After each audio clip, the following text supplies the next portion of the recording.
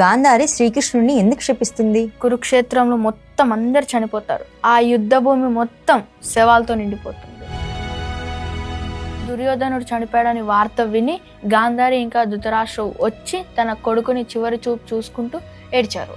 అక్కడ పాండవులతో పాటు శ్రీకృష్ణుడు కూడా ఉంటారు. చనిపోయిన వాళ్ళ కొడుకుని శవాన్ని తాకుతూ ధృతరాష్ట్రుడు ఇంకా గాంధారి చాలా బాధపడతారు. గాంధారి బాధపడుతున్నప్పుడు అక్కడికి పాండవులు వస్తారు. బాధలో ఉన్న గాంధారి పాండవుల్ని చూసి ఆవేశంగా మారి, నా కొడుకుని చంపినది ఎవరు, ఇలా అందరు చావడానికి కారణం ఏమిటి అని అడిగింది. ఇంతమంది ఆడవాళ్ళ ఏడుపుకి కారణం ఎవరు, ఇదే నా ధర్మం కోసం యుద్ధం చేయడం అంటే అని గట్టిగా అడిగింది. ఆమె కొడుకుని చూస్తూ ఏడుస్తూ ఉంటే అది చూసిన ధర్మరాజు ఎమోషనల్ అవుతాడు. ఈ యుద్ధానికి కారణం నేనే, ఏమన్నా కోపం ఉంటే నా మీద తీర్చుకో అని అంటాడు ధర్మరాజు.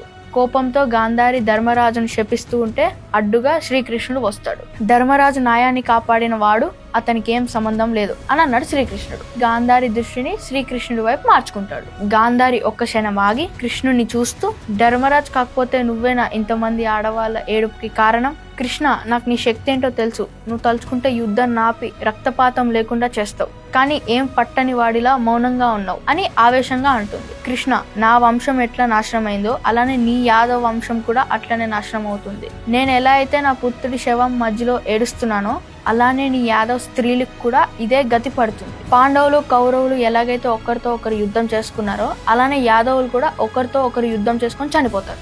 ఆ వినాశనం నీవు చూస్తావు తప్ప ఏం చేయలేవు.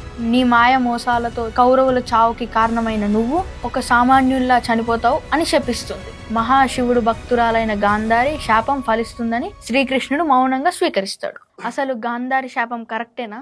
శ్రీకృష్ణుడు నిజంగానే తప్పు చేశాడా? ఇవన్నీ తెలుసుకోవాలంటే మనం మహాభారతం గురించి తెలుసుకోవాలి ఫస్ట్.